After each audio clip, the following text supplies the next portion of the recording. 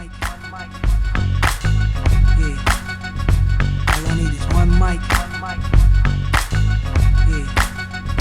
All I need is one mic. Hey everybody, welcome back to One Mic, where I watch shit so you don't have to. And today I'm here to talk about Season 1, Episode 4 of FX's The Old Man. I want to start by saying I apologize for getting this out late. Friday was a kind of a crazy day for me. I don't watch this live on Thursday night. So I spent Friday trying to watch this and The Boys and get those videos out. But the Friday was so hectic, I was only able to get The Boys done and get that out. So this got pushed back. Given the nature of the weekend, it's a holiday weekend, I wasn't able to actually finish the episode until today. Today is July 4th, so that's why this one is out late.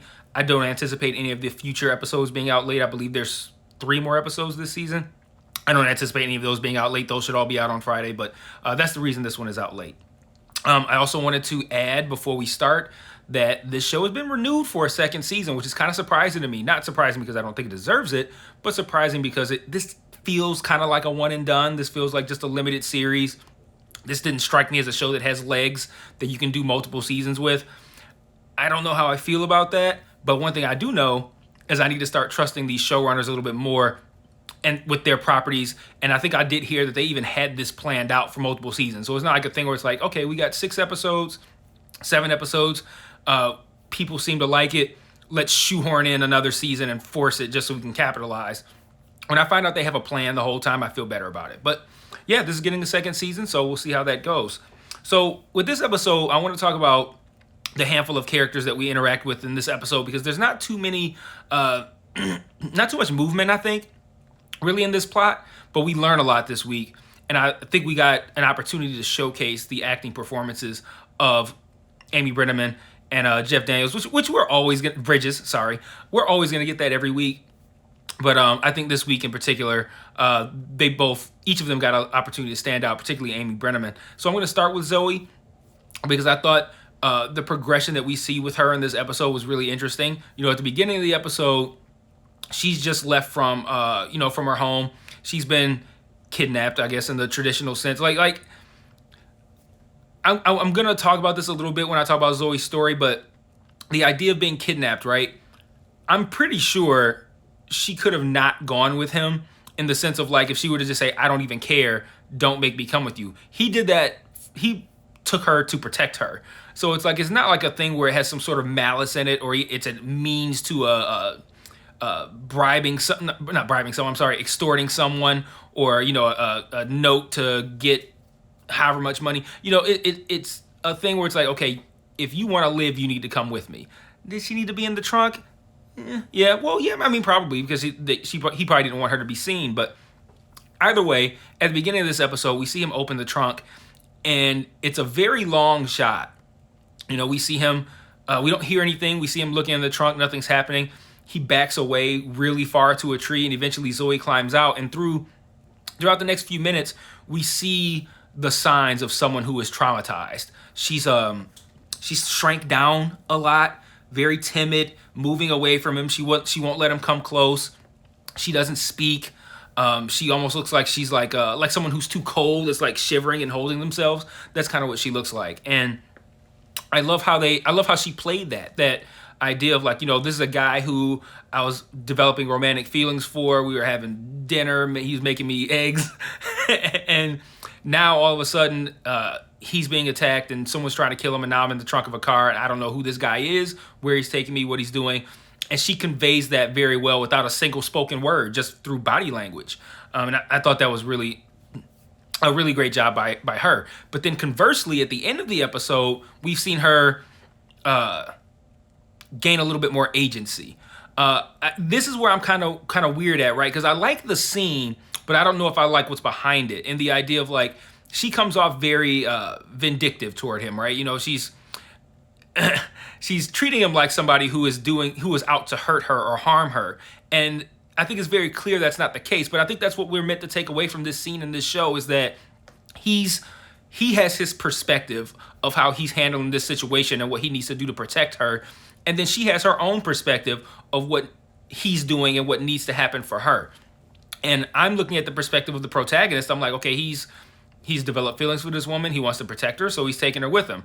And she's looking at it like, you threw me in the trunk of a car.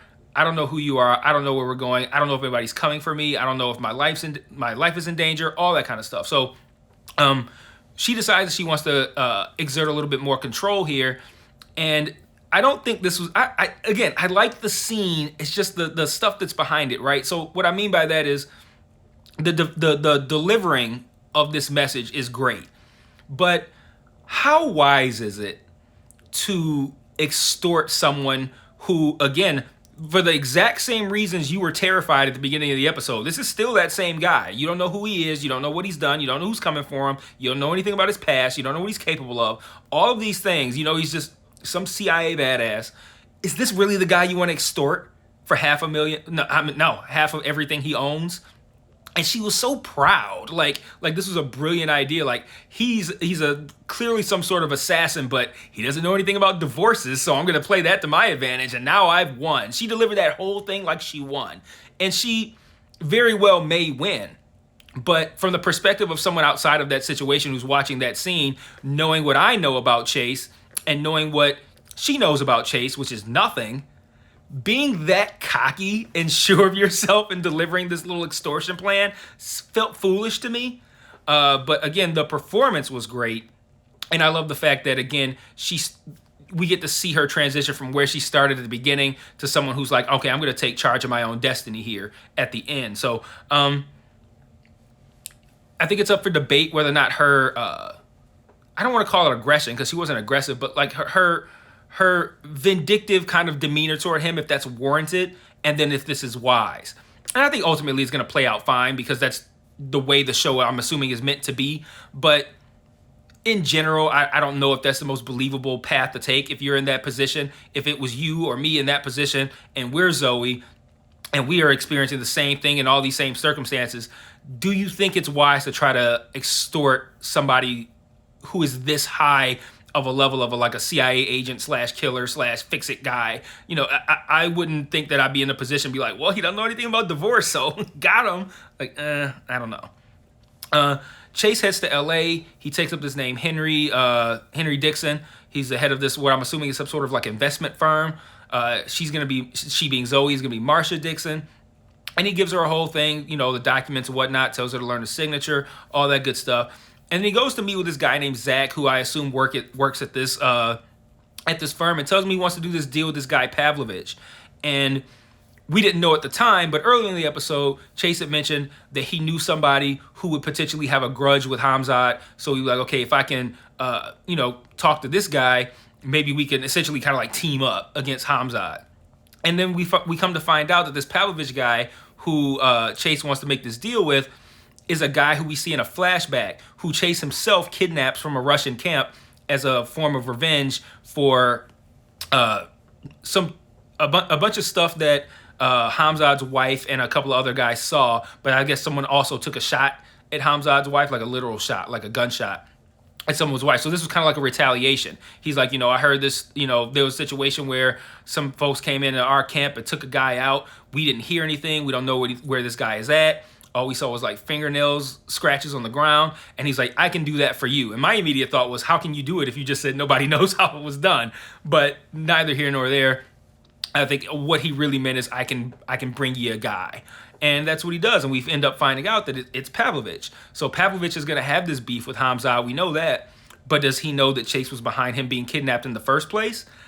So it's going to be weird. Like, hey, I would try to make a deal with this guy that I kidnapped and handed over to this terrorist. You better hope he doesn't know that. And then lastly, we spend time with Harper and Emily and Waters to a lesser degree, and Hamzat's lawyer to an even lesser degree. Harper's told that there's a mole in his organization by Julian, who is the guy that he hired to capture Chase. We know that there's a mole. It's Angela / Emily, but Harper doesn't know that. And prior to getting that information, he already seemed kind of suspicious of her. He's asking her, why are you so interested in Chase's wife? Which, we know that's her mother, but he doesn't know that. Supposedly, he doesn't know that. So I think at this point, we got to be pretty worried for Emily because she ultimately ends up hopping on this plane to go meet with Hamzat against Chase's wishes. And it all kind of revolves around having her own sense of purpose, right? Like I made something of myself in this agency. if I just turn tail and run, it's like this was all for nothing. I have something to fight for here, which is being her career and everything that she's accomplished. So she decides that she's going to go on this plane with Harper, which I don't know if that's the best idea in the world. I'm a little bit concerned for her character. When you have somebody like that who's being begged to not go and they stubbornly go, "Oh, I'm going," you feel like they're going to be met with an untimely end. I'm interested to see what it is that Hamzat actually wants. We've suspected that it has something to do with Chase and having absconded with his wife, but again, we don't know the circumstances yet surrounding that.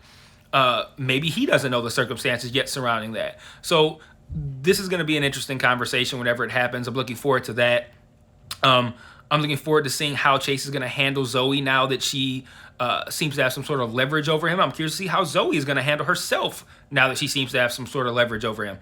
I'm going to kind of suspend belief here and just kind of be like, all right, I'll accept this, even though I feel like in the reality of the situation, somebody like Zoe doesn't make that threat against somebody like Chase. But I'll accept it and deal with it.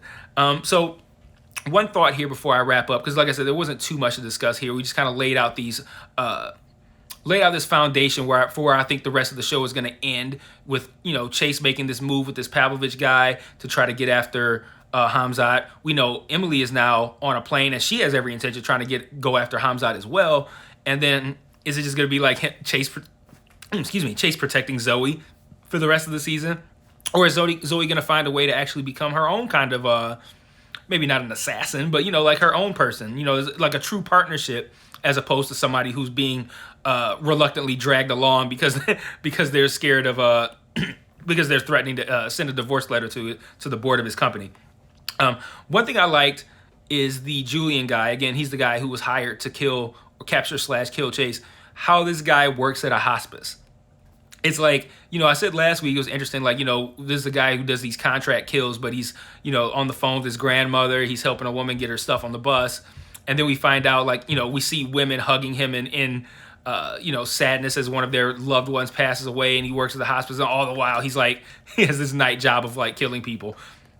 But it also makes me wonder too if this was like a dark comedy where they have made like his hospice job like his recreational killing of people, like he has it as a job, but then he works at a hospice, so his day job can also be killing people, and he like secretly like moves these people to death a little bit faster. Like that'd be like a weird kind of dark comedy kind of thing.